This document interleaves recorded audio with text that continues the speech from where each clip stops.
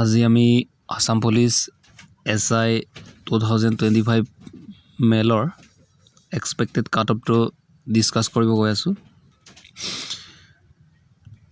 Assam police SI যেটো exam 2022 ত হৈ গৈছিলে তাতে 306টা পোষ্ট আছিল UBSI ত আৰু ABSI ত আছিল 314টা আৰু সেইখিনি কাট অফ অলৰেডি চাইছো ভ্যাকেন্সি ওয়াইজ এন্ড ক্যাটেগৰি ওয়াইজ বহুখিনি এনালাইসিস কৰা হৈছে এন্ড 2023 যেতিয়া 17টা পোষ্ট আছিল তেতিয়া অফিচিয়ালি কোনো কাট অফ দিয়া নাছিল তথাপিও মোৰ এজন দাদা এটো এক্সাম কোৱালিফাই কৰিছিল আৰু তেখেতক মই কল কৰি খুদিছিলো তেখেতে কিমান এটেম্প কৰিছিল সেইখিনিৰ ওপৰত ভিত্তি কৰি আৰু বৰ্তমান কোৱেশ্চন পেপাৰটো যেটো আছিল ইজি টু মডাৰেট আছিল যথেষ্টখিনি ইজি আছিল তো সেইখিনিও ভালদৰে এনালাইসিস কৰি এইখিনি স্ক্ৰিনত যেটো কাট অফ আপুনি দেখি আছে সেইখিনি আমি উলিয়াইছো মোস্ট প্ৰবাবলি সেইখিনি ৰেঞ্জতে থাকিব লাগে হয়তো 1-2 মাৰ্ক আপোনাৰ কমিব পাৰে হয়তো বাঢ়িব পাৰে ইয়াতে কোনটো ফ্যাক্টৰ একচুয়ালি এফেক্ট কৰিব পাৰে কাট অফটো বাঢ়িব কিয় প্ৰথম কথা হল পোষ্টটো কম হৈছে ওকে নেক্সট কথা হল কোৱেশ্চন পেপাৰখনো যথেষ্ট ইজি আহিছে বাট ইজি হলে অলপমান কিছুমান কনফিউজিং কোৱেশ্চনো আহিছে যেটো মানুহক কনফিউজন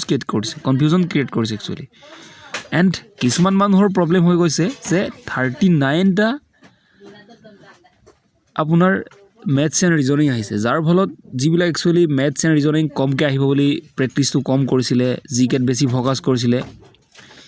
তেওঁলোকৰ আনএক্সপেক্টেডলি এটা বেলেগ এটা প্ৰেসাৰ পৰি গৈছে যাৰ বাবে এটা এক্সামত কুপ্ৰভাৱ পৰিছে এটো তাৰ বাবে হয়তো কাট অফ 1-2 কমিব পাৰে মোৰ ৰেঞ্জটো দি যিমান দি আছে কিন্তু obviously এইখিনি ৰেঞ্জ থাকাৰ সম্ভাৱনা বহুত বেছি আছে এন্ড এতিয়া কথাটো হল এতিয়া সেভ স্কোৰ ৰেঞ্জ কিমান হ'ব পাৰে আপোনাক যদি মোক যদি হোদা হয় তেতিয়া হলে মই এটা কথা কম যে আপুনি যদি ইউআৰ হয় দেন আপুনি UBSI ৰ কাৰণে যদি এক্সপেক্ট কৰিছে দেন আপোনাৰ যদি স্কোৰ আছে 80+ দেন ইউ আৰ সেফ সিমিলাৰলি আপুনি যদি OBC হয় তেতিয়া হলে আপোনাৰ যদি স্কোৰ 75+ আছে then you are safe maybe 78 পাবগে পাৰে আপোনাৰ কাট অফ এন্ড আপুনি যদি ST বা SC হয় তেতিয়া হলে আপোনাৰ 70+ স্কোৰ হলে দেন ইট ইজ সেফ বা 70 ওপৰতো যাব পাৰে মই ৰেঞ্জ দিয়া আছে এন্ড সিমিলাৰলি আপোনাৰ 63+ যদি আছে বা 60+ যদি আছে তেতিয়া হলে if you are ST hills then আপোনাৰ স্কোৰ সেভ আছে for UBSI male category and ফিমেলৰ খিনি মই পিছত এনালাইসিস কৰি ইয়াতে আপলোড দিম এন্ড প্ৰেক্টিস কৰি থাকক এই বছৰ আপোনাৰ নাম নাহিলেও অহা বছৰৰ কাৰণে হয়তো ফিজিক্যালৰ কাৰণে আপোনাৰ প্ৰিপাৰেচন হৈ যাব এন্ড অল দা বেষ্ট